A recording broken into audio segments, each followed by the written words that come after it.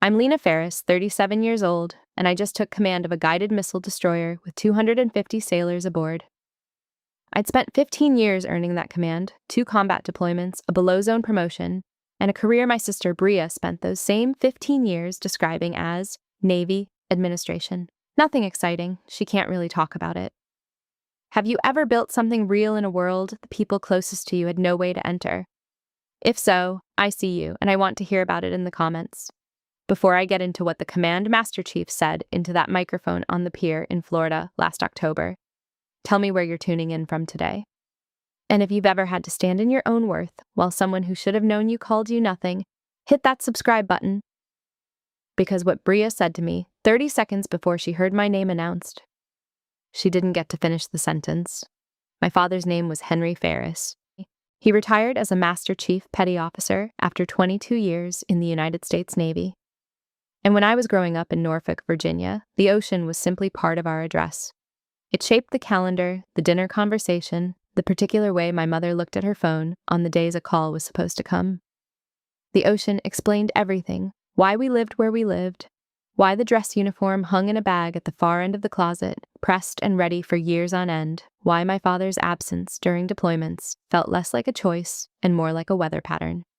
You didn't resent weather. You dressed for it. He deployed 4 times before I turned 10.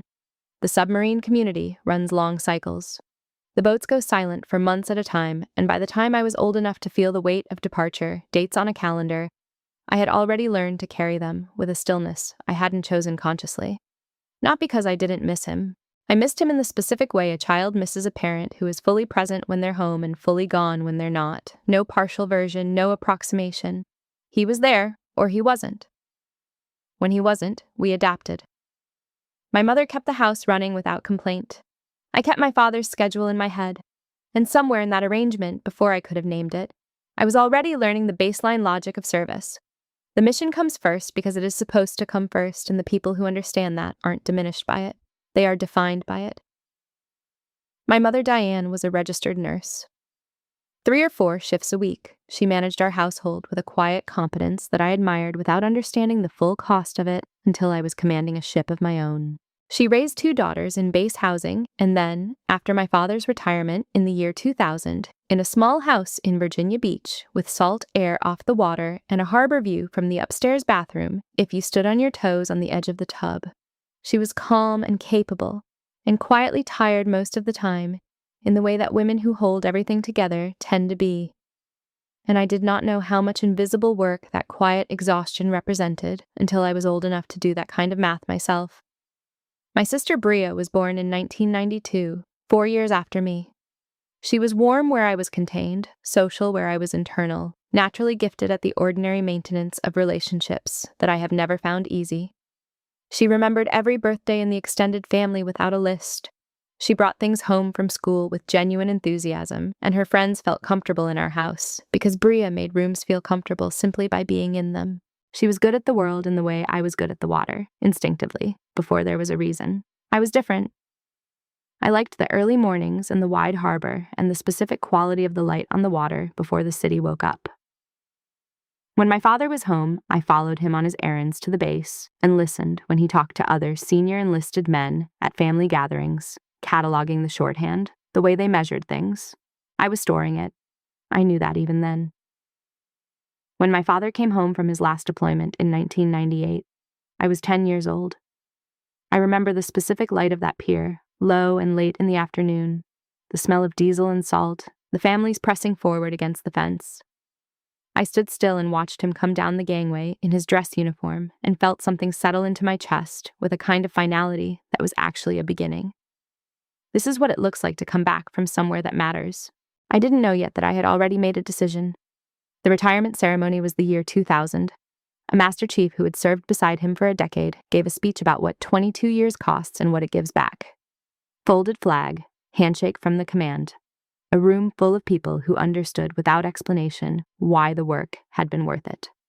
I sat in a folding chair in my best dress and felt something click into place in my chest. I was going to the Naval Academy. I decided it exactly then, in that room, and I didn't tell anyone for a month. When I told my father, he looked at me and said, You either love this life or you don't, Lena. There's no in between. I said I understood. He said, you don't yet, but you will. Both statements were true. High school was track team and strong grades and ROTC at a transfer school junior year, and quiet preparation for a goal I didn't discuss until it was real. Bria, 4 years behind me, was growing up in a house with our father present, home for dinner, available on weekends, the father she had in high school the way I had him in elementary school. I never resented the math. It was what it was. The summer before Annapolis, we still shared a room. She stayed up late. I was up before 5. One August evening, she asked me genuinely why I'd want to go somewhere that sends people away. I thought about it and said, I'm not going to get sent away. I'm going to do the sending. She laughed and said that was a weird way to look at it. I said it was the only way I knew. She rolled over and went back to her phone, which was probably the most reasonable response available to a 14-year-old at 11 at night, and I lay in the dark and thought about Annapolis until my alarm went off. My father drove me. My mother cried at the drop-off, quietly, with full feeling, without making anyone else responsible for it. Bria waved from the back seat without looking up. I picked up my sea bag and walked through the gate and did not look back.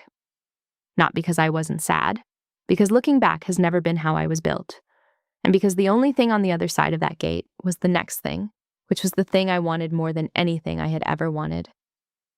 I commissioned in May of 2010, a few months before I turned 22. The ceremony was in Annapolis in spring sunlight with my family in the bleachers, my father in his dress uniform, one last time, my mother in pale blue, and Bria at 18 cheering loud enough for me to hear her across the field when my name was called. I caught her eye and she grinned. This is the right thing, I thought. Whatever comes from here, the start of it is right. My first sea tour was aboard USS Mahan, a guided missile destroyer home-ported at Norfolk. I reported as an ensign and spent the first 6 months discovering that everything the academy had taught me was the foundation and that foundations are not buildings. Buildings get built underway, in the dark, in the middle watch, in seas that have no interest in your qualification card.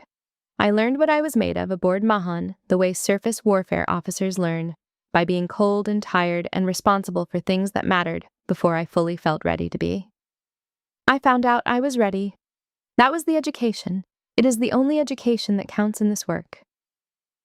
I deployed to the Persian Gulf in 2012 for 7 months, my first combat deployment aboard USS Mahan. I came back promoted to lieutenant junior grade, quieter in a specific way I couldn't explain, carrying a professional vocabulary nobody in my civilian family could follow. My mother noticed the weight loss immediately and made a roast without being asked. My father and I sat down and talked for 90 minutes about the tactical picture in the Gulf, about the sea lanes, about the things that had changed and the things that hadn't changed since his time on submarines. And it was the best sustained conversation we'd had in years. We talked like two people who understood the same work, and I realized for the first time that the work had made me someone my father could speak to peer. And Bria, 21, and home from university for the weekend, sat across the table on my second evening home and said, "It must be nice not having a real job." I looked at her. She was smiling in the way of someone who thinks they are being warmly teasing. I let it go. I had been standing watch in 100-degree heat in the Strait of Hormuz for 7 months. The roast was good, and I was not going to spend 3 days of leave arguing about what constitutes real work. I filed it and moved on. I promoted to lieutenant the following year and made department head school selection in 2015, earlier than the normal pipeline. Early enough that my detailer mentioned the timing twice. I was assigned to USS Gravely as weapons officer, the head of the ship's weapons systems department, one of the most technically demanding billets in the surface warfare community at that level. It was exactly the job I had been building toward for 5 years. The timing mattered because of what it required of me. Department head school is where surface warfare officers learn to run a ship's major departments, not just to execute within a system, but to be responsible for one. The school covers damage control, engineering doctrine, weapon systems, leadership at the department level, the legal frameworks that govern what happens when your ship is in a situation that has no clean precedent. It is deliberately demanding. The people who don't belong there find that out during department head school, and most of them are better naval officers for the Discovery. The people who do belong there find something else. A sharper sense of what they're capable of, and a clearer picture of what the actual limits of that capability are. I found I had fewer limits than I had allowed myself to assume, which is the most useful thing department head school gave me. Not confidence exactly, more like a recalibrated honesty about what I was. The selection for weapons officer aboard USS Gravely was the specific job that told me, for the first time as a clear fact rather than a working hypothesis, that I was on a command track. The ship had a strong commanding officer who ran his wardroom with the kind of disciplined mentorship that produces capable department heads in the way good soil produces capable crops. With patience, with appropriate stress, with the understanding that growth is not linear and that the officer you have at the end of a department head tour is not the officer who reported aboard 6 months earlier, and that the gap between those two people is the whole point. He gave me real authority and real accountability and corrected me when I needed correcting in a way I could learn from, which is the specific combination of things a junior officer needs from a senior one and does not always get. I learned what command actually costs during that tour in a way I couldn't have learned it anywhere else. Not the logistical demands, those were visible from the outside, but the interior cost. The sustained responsibility for other people's safety and professional performance. The weight of decisions made with incomplete information in conditions where the wrong call has real consequences. The particular loneliness of authority, which is not the same as social loneliness, but is its own specific thing. The position of being responsible for a system you're also a part of, and that depends on your judgment to function. I had wanted command since I was 10 years old, watching my father come down a gangway.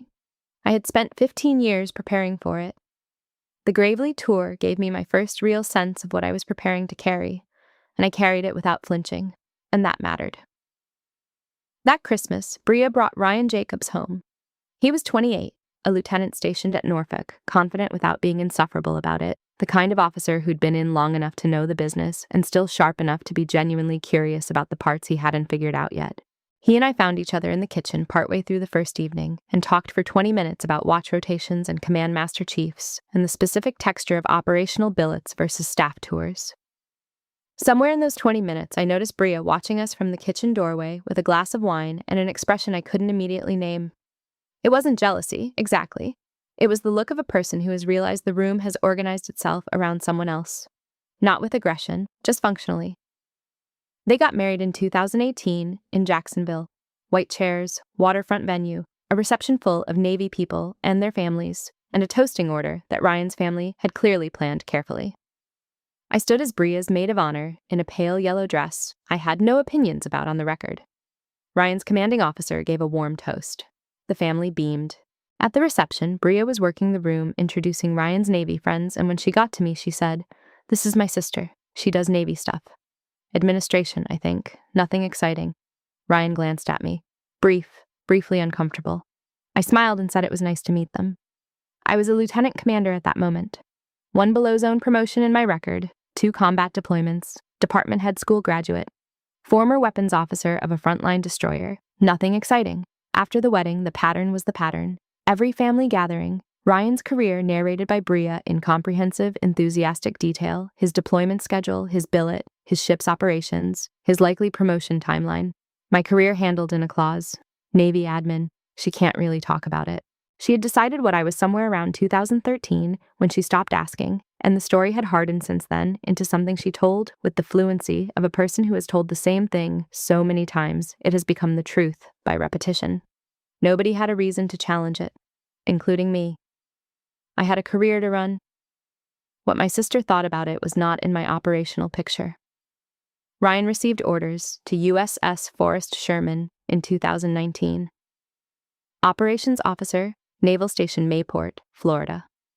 Bria announced this at Thanksgiving like a press release. She had his reporting date, his billet title, the ship's hull number, and home port. The family asked appropriate questions. I sat at the end of the table and ate turkey and said nothing in particular because there was nothing to say yet. 3 days later, I read my own orders to USS Forrest Sherman in my apartment in Arlington, Virginia. Commanding officer. I read them twice, put them in my brief, and did not call my sister. I want to be clear about what happened in those 3 days between Ryan's orders and mine.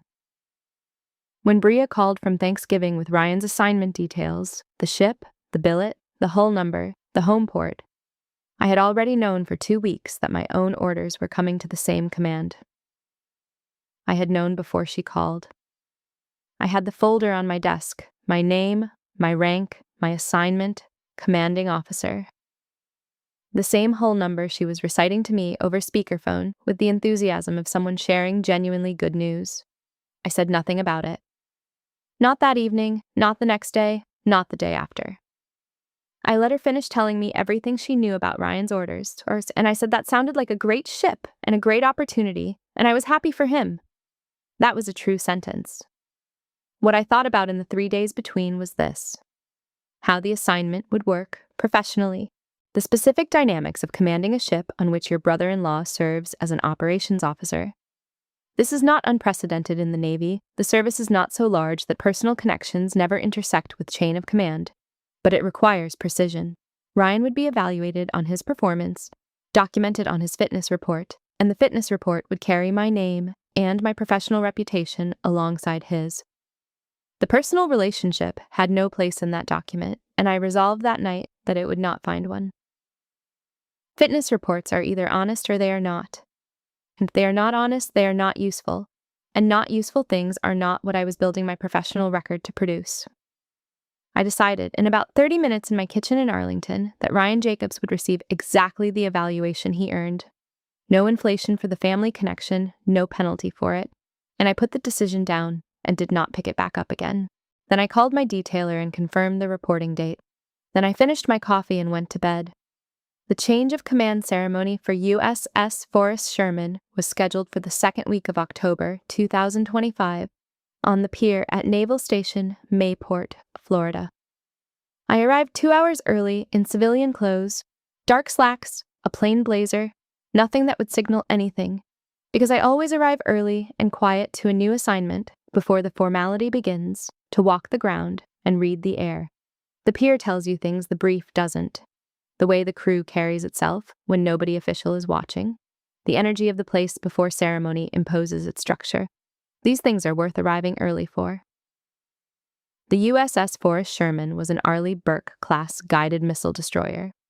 9,000 tons, 155 meters. Commissioned in 2005. Homeported at Mayport since 2012. Crew of 250. I had spent the better part of a year studying her. Every fitness report for every officer and every chief petty officer aboard, every maintenance history going back to the last major availability period, every after-action report from the last 3 deployment cycles, the ship's safety record, her material condition in each system, her exercise scores in every evaluated category. I had read Ryan Jacobs' file 8 times. I knew his professional record, the way you know a crew member you're inheriting, without judgment or personal expectation, without the weight of anything outside the ship, just clearly, as a matter of the preparation commanding officers do. I stood near the pier entrance and watched the crew fall into formation. I was reading faces, the way people organize themselves when the direction isn't coming from above, the informal hierarchies of trust, and the 100 small behavioral indicators that tell you more about a ship's actual culture than any inspection report ever will. I was doing the quiet assessment that commanding officers do before their name is read into the record. Learning the room before the room learns me. That is when my sister grabbed my arm from behind. Her grip was sudden, fingers on my forearm above the elbow, and her voice was tight. Stop staring at my husband. She had arrived with my mother Diane and with Ryan's parents from Jacksonville, and she had spotted me standing near the formation, watching in the direction of the crew. Her husband was in that formation. She looked at where I was looking and saw Ryan and made an assumption and made it out loud in a voice just loud enough for several officers within 15 feet to hear. 2 of them looked over. I turned around. I looked at her for 3 seconds. She was dressed beautifully, dark dress, hair done, heels, every visible choice made with the intention of spending this day as the operations officer's wife, which she had every right to be. She was embarrassed and controlling it carefully, and underneath the embarrassment was something older that I recognized, the particular certainty of a person who has decided what someone is and acts on that decision without pausing to verify it. I said nothing. She tightened her grip. Don't ignore me.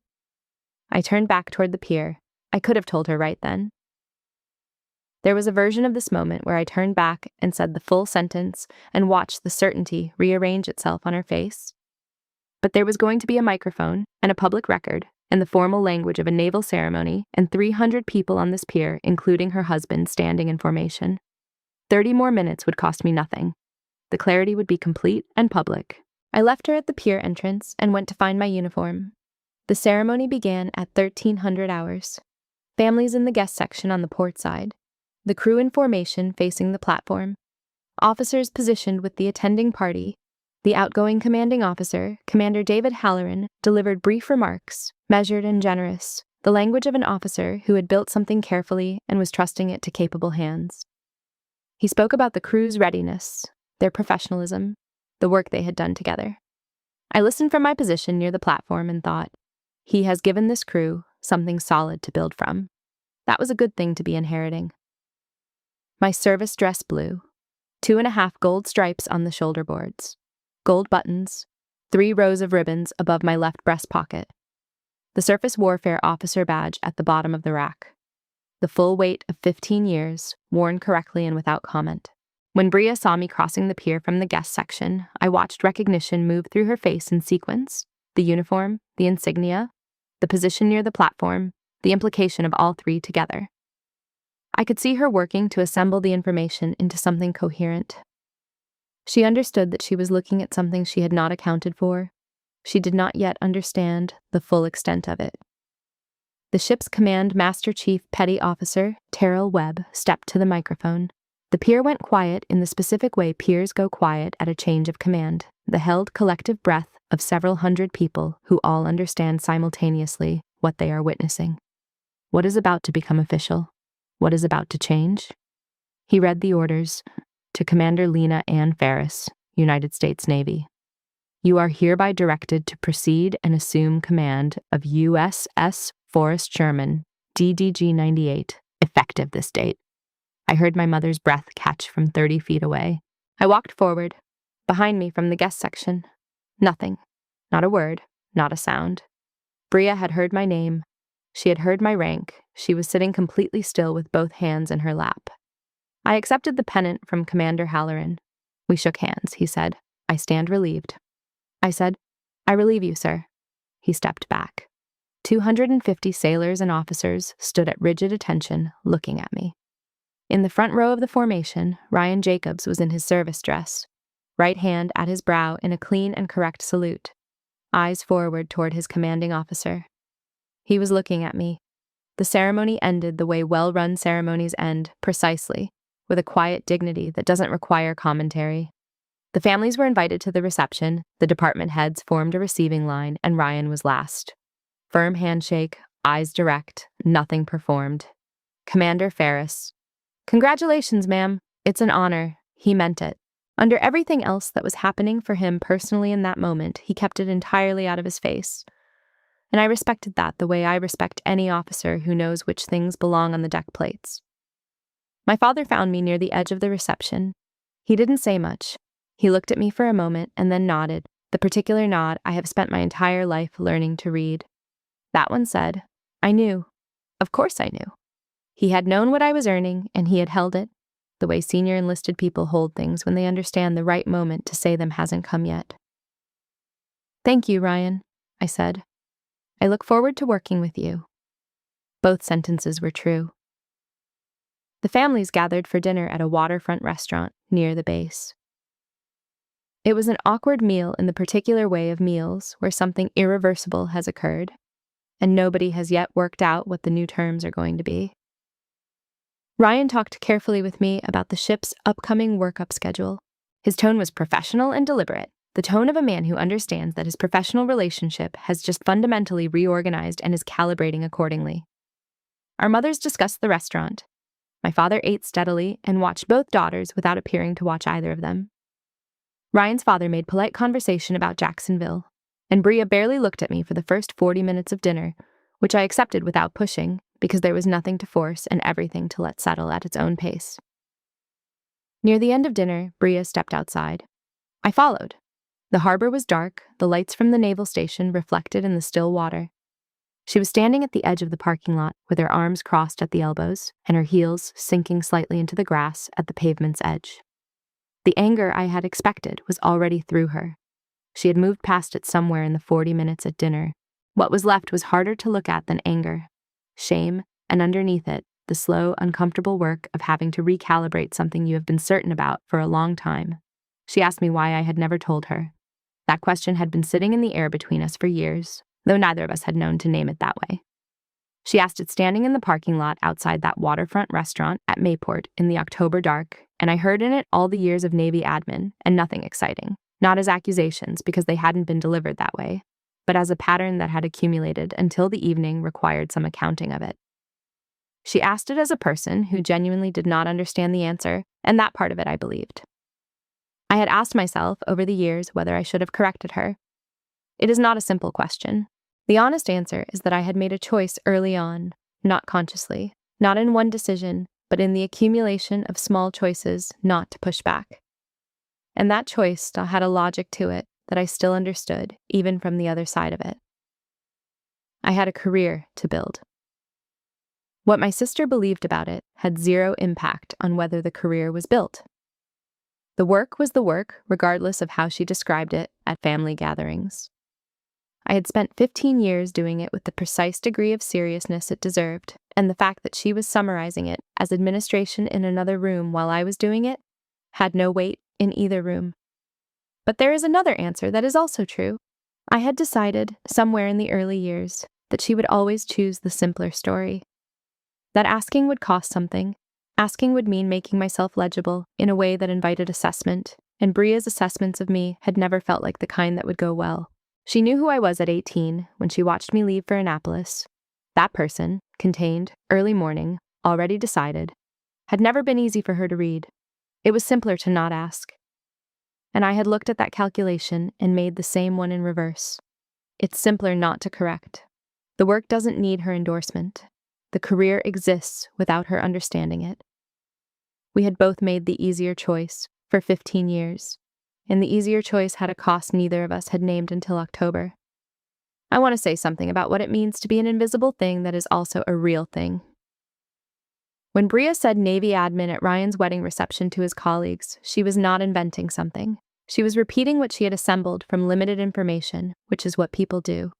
She had seen me in uniform exactly twice in 15 years, my commissioning at Annapolis and a brief homecoming visit after my first deployment.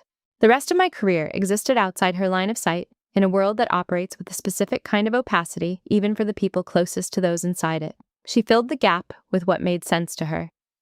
It made sense that I did administrative work. People who are in the military and don't talk about what they do are often doing things they cannot or choose not to disclose, and the shorthand for that in civilian families tends toward paper pushing. She was wrong, but she had built the wrong answer out of materials that were genuinely available to her, and I had not corrected the materials. That is the honest accounting, not an excuse, an explanation. You never asked, I said. Not once in 15 years. You decided what I was, and you stopped wondering. She looked at me for a moment. The harbor water moved. A gull called somewhere in the dark above the water and went quiet. Why didn't you correct me? She said finally. Because what I do doesn't need your endorsement to be real, I said. The work was always there, whether you named it correctly or not. She didn't have an answer to that. I hadn't expected her to. She went back inside, and I stayed outside for a few minutes and looked at the dark outline of USS Forrest Sherman at the pier with her running lights on. Quiet at her berth, ready. There was something deeply settling about looking at the ship in the dark. She would be there in the morning. She would be there at 0600 when the real work began. I turned and went back inside to finish my dinner. I was aboard the ship by 6 the next morning. The first walkthrough with Command Master Chief Terrell Webb took 2 full hours. Webb was 20 years in and had served on 4 destroyers, and he had the particular quality of the best senior enlisted advisors. He could read a wardroom the way a surgeon reads an imaging study. Not the surface presentation, but the underlying structural health, where the real strength was and where it was being compensated for. He walked me through every department, talking the whole time in the even measured cadence of a man who has seen bad commanding officers and learned to give his trust in careful installments. When we finished, he looked at me steadily and said, "The crew is solid, Commander. Department heads are strong. The operations officer is the best we've had." I said, "I'll form my own opinions." He said, "Yes, ma'am." Then after a pause that lasted exactly long enough to be meaningful, "I appreciate that you're willing to be surprised." That pause told me everything I needed to know about Tyrell Webb. He was going to tell me the truth. A commanding officer without a command. Master Chief who tells the truth is operating without instruments. I had instruments. First officer's call that afternoon. 12 officers standing behind their chairs until I entered and told them to sit. I ran it directly. Here are my standards. Here is how I give credit and correction. Here is what I require from each department, head by position. Here is what I will not tolerate from anyone, regardless of position. No speeches, statements. Ryan Jacobs raised one legitimate operational question about the workup timeline, well-framed, and I answered it with specifics. He nodded and moved on. Exactly what I needed from him, and he gave it exactly. 3 weeks after the ceremony, Bria called. It wasn't a full apology. The full accounting was still weeks away, but it was an opening. She asked how the ship was going, mentioned that Ryan had said I was good at running it. I said, "It's what I've been trained to do." She said, "I didn't know. I genuinely didn't know." I said, "I know you didn't." We talked for 10 minutes about things with no weight to them, and when we hung up, nothing was resolved, but the line was open, and that was enough for that day. My father called the following week from his workshop in Virginia Beach, the country station playing low in the background, the way it has played in every conversation I've had with him from that workshop since I was a child. He said he was proud. He said it simply, without decoration, the way retired Master Chiefs say things that matter. He said, "You earned that ship, Lena. Nobody gave you anything. And you'll run it right." I looked out the porthole of my at-sea cabin at the gray-green water moving past and felt something I don't have a precise word for. Not satisfaction, not relief, but something more like the settling of a long account. "Yes, sir," I said. "I know. Command is not what it looks like from the outside. From the outside, command looks like authority, like entering a space and having 250 people turn toward you when you speak. And it is that. But command is also sustained exercise in judgment under conditions that rarely match the manual's description, with decisions arriving faster than comfort prefers, in environments where the margin between the right call and the wrong one is exactly as thin as it actually is. It is being responsible for the safety and performance of 250 people continuously, without a break for the weather or the watch cycle or any personal situation that didn't knock before entering.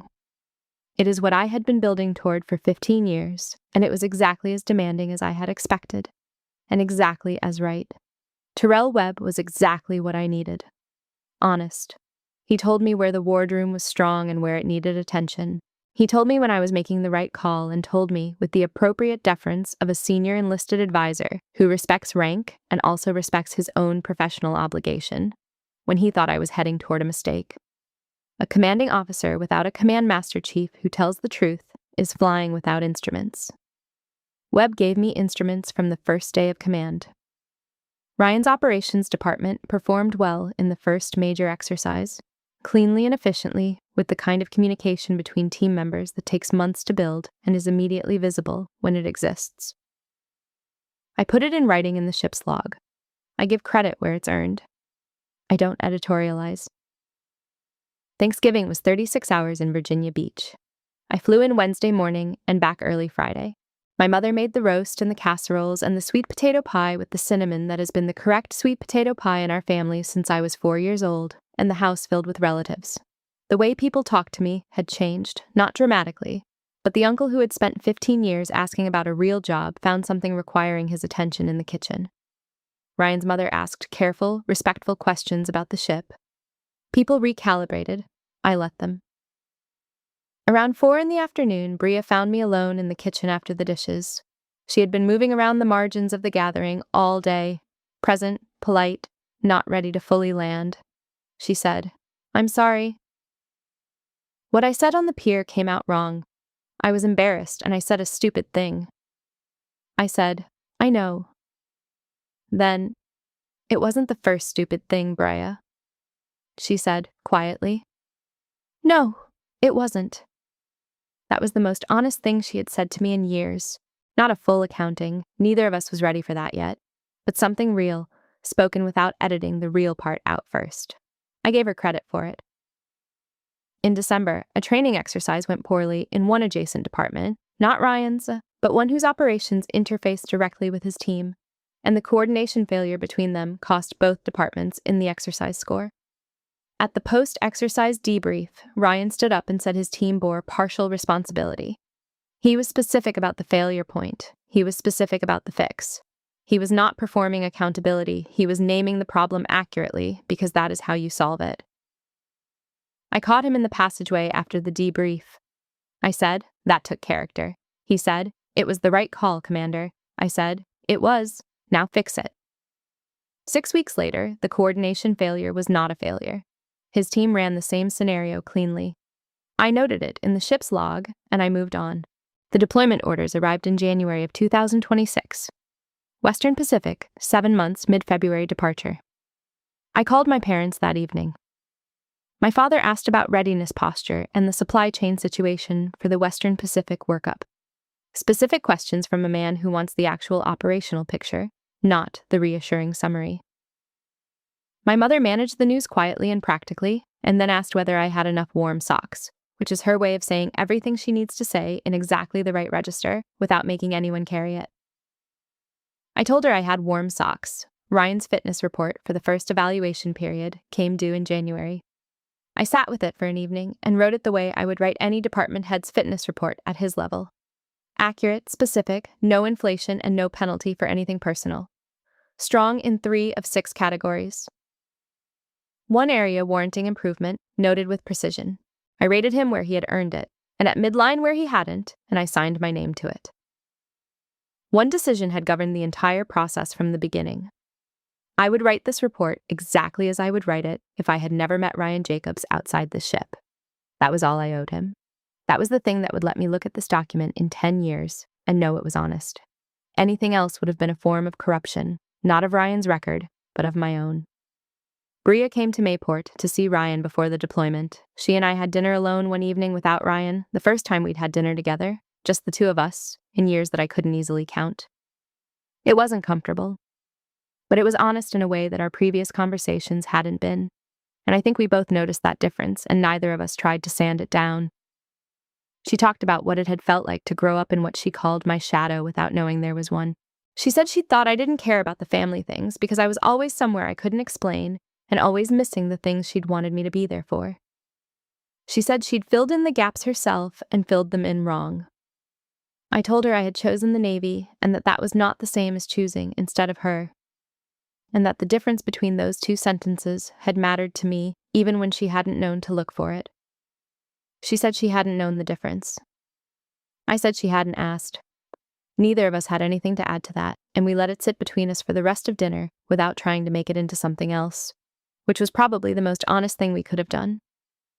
The night before the ship deployed, Bria dropped Ryan at the pier. I watched the family farewells from the bridge wing, the particular rituals of military goodbyes, the way people hold each other when they know the next contact comes from the other side of the planet. An hour before departure, when the pier had cleared and the ship was being readied for sea, Ryan found me on the quarterdeck. He stopped. He looked at me with the expression of someone who has been carrying something for several months and has arrived at the moment to set it down. He said, "I want you to know, I'm glad it's you, ma'am. There's nobody I'd rather have in that chair. The CO's chair." He meant the CO's chair. But the sentence meant more than that. "Thank you, Ryan," I said. He nodded once and went to his station. Lines cast off at 0530. The ship moved away from the pier in the February dark. I was on the bridge. The crew was steady. The Pacific was 3 weeks ahead.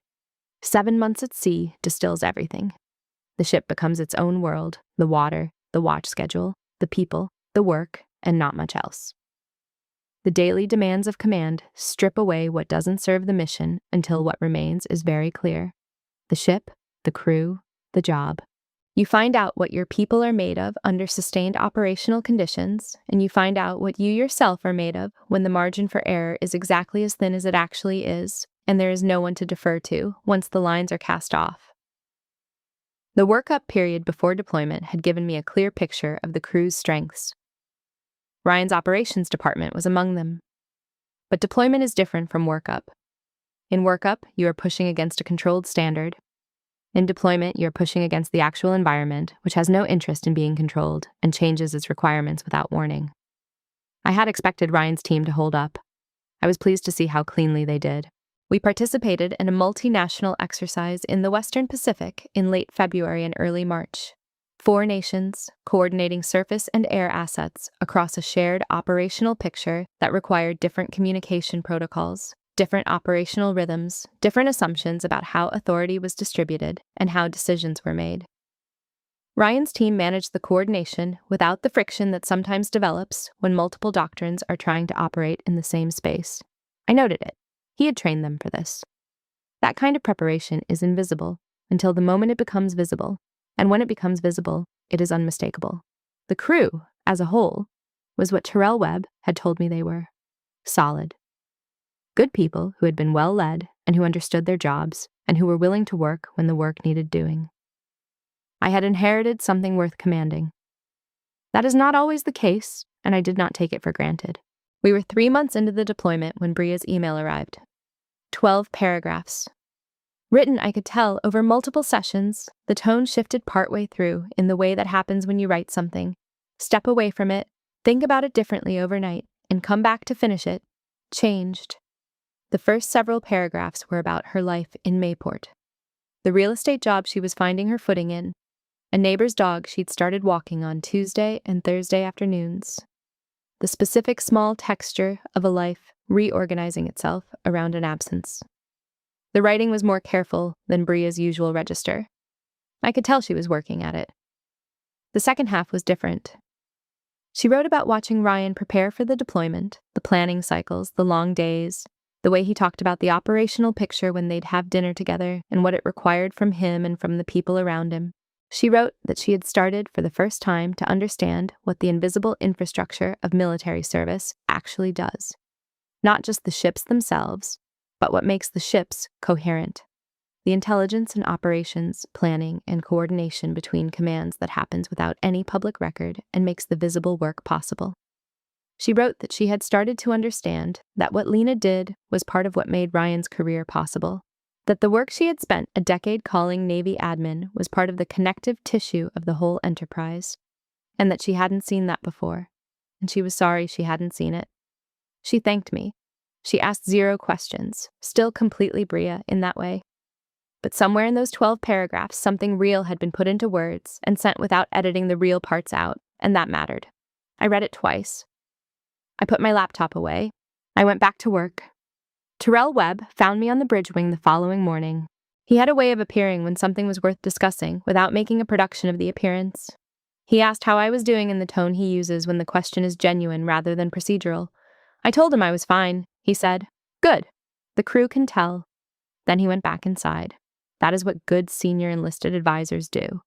They read the room and they say the thing that needs to be said in the fewest possible words, and then they leave you with it.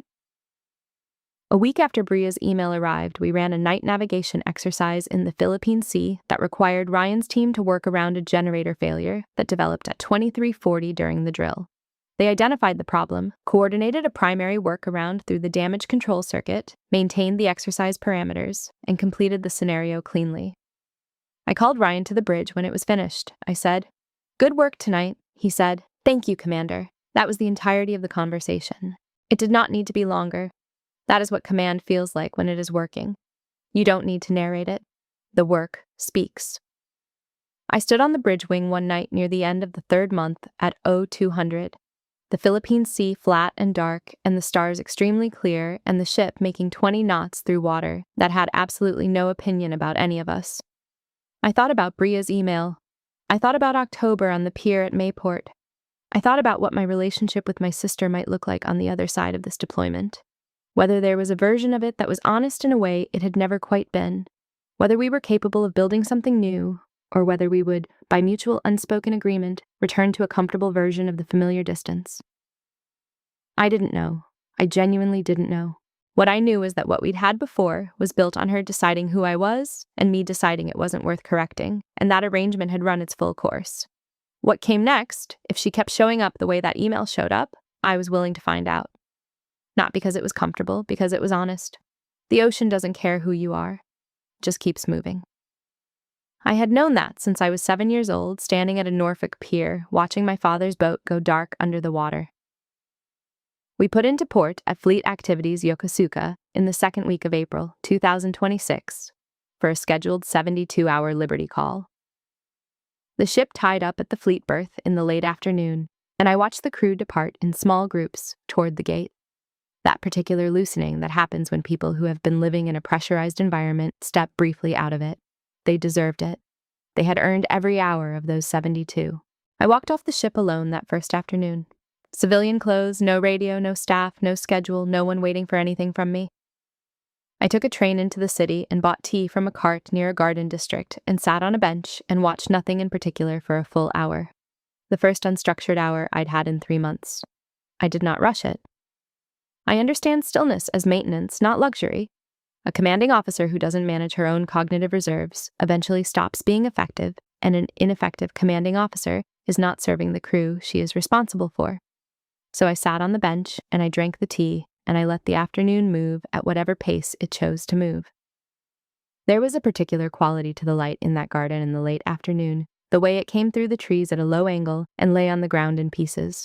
I sat with it for a while without thinking about anything in particular, and then I thought about how long it had been since I'd done exactly this. Sat in a garden and looked at light without a purpose for it. I called Bria from my hotel room that evening. It was morning in Florida, and she answered on the first ring. We talked for 20 minutes, not about October, not about the ceremony or the years of Navy admin or any of the things that would have needed careful navigation. We talked about the real estate job she was finding her footing in.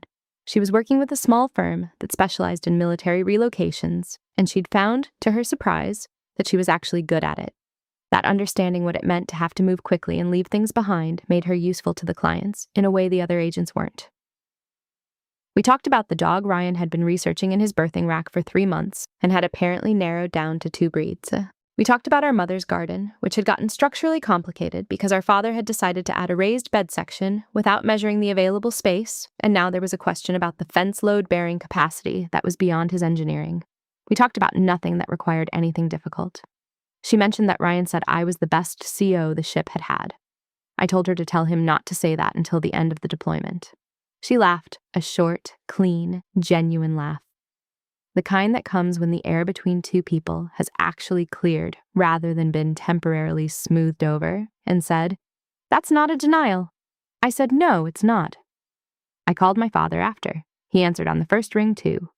We talked for 30 minutes, which is a long time for a man who believes most things can be said in less time than people use to say them.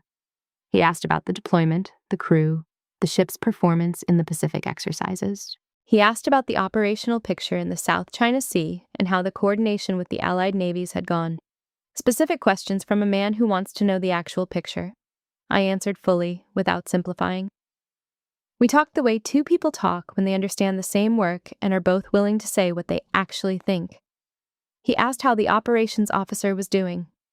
"Strong," I said. "Selection eligible for commander in 2 years. He'll make it." My father was quiet for a moment and then said, "Good." Then after a pause, "You treated him right," I said. "I treated him like my operations officer." He said, "That's what I mean." We talked about the ship a while longer and about the Pacific at night when the water is flat and the stars are clear and the ship is a small thing, moving through something enormous and indifferent. He said he'd been thinking about going to Naval Station Norfolk to watch a carrier return from a deployment, just to stand at the pier and see the ships come in. I told him he should go. He said, I know they're worth watching." There was something in the way he said it that I recognized, the particular tone of someone who understands they are talking about something that has organized their whole life, and is at peace with that. I walked back to the ship at dusk. The harbor was lit, and the USS Forrest Sherman was visible from the road with her running lights on and the quiet movement of a crew returning from Liberty across her decks. The gangway was rigged and the quarterdeck watch was posted, and everything was exactly as it should be at the end of a Liberty call. Sailors passed me on the walkway back to the ship and said, "Good evening, Commander," with the particular courtesy of people who know what's expected and give it without performance, and I nodded back to each of them. The ship is a good ship. The crew is a good crew. I have been a good commanding officer to them. That's the whole thing, really. That's the whole job, reduced to its essential terms. My sister said, "Stop staring at my husband."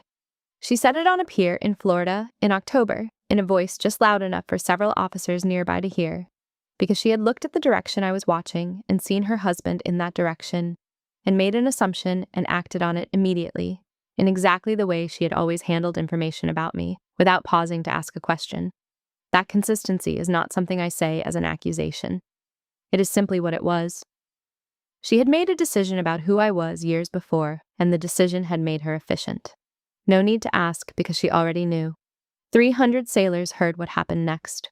I have thought about that afternoon many times over the months that followed, on the bridge at night, at the edge of the pier in Yokosuka, in the small moments of deployment that don't belong to the ship.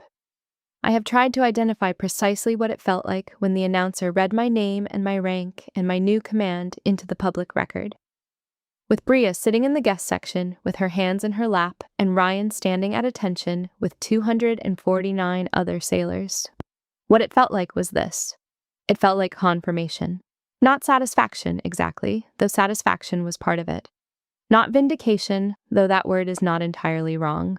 It felt specifically like the particular feeling of something that was always true, becoming visible. I had been a commander in the United States Navy with a below-zone promotion and 2 combat deployments and a command selection for 15 years. The announcement on the pier didn't make me any of those things. It confirmed them. It said them out loud in front of the people who had spent 15 years assuming they already understood what I was. There is a specific kind of carrying that military people do around the parts of their work they can't name in civilian company. The classified operations, the deployments nobody asked about, the promotions that happen quietly, the professional identity that exists fully and in detail in a world that doesn't overlap with the family dinner table. You carry it not as a secret exactly, more as a parallel account that runs alongside the account other people hold of you. Bria had her account of who I was. Navy admin, nothing exciting, the sister who chose the Navy instead of the family. My account of who I was. Commander, 15 years of commissioned service, 2 combat deployments, former weapons officer, below-zone promotion, major command selection. Both accounts existed simultaneously for 15 years, and the gap between them was never discussed because I had decided it wasn't worth the discussion, and she had decided she already knew. The ceremony closed the gap. Not because it changed anything about what I had done or who I was. It changed where Bria was standing when the truth became visible. She was on the pier. The 300 sailors were on the pier. My mother and father and Ryan's parents were on the pier. And the announcement was public and irrevocable, and named me exactly. I am not angry about the 15 years. I have said that before, and it remains true. Anger is not efficient at sea, and it is not interesting to me as a sustained state. What the years of Navy admin and nothing exciting cost me was some conversations at family dinners and some small moments of being seen as less than I was, which is a cost so negligible relative to the work itself that I cannot be serious about grieving it.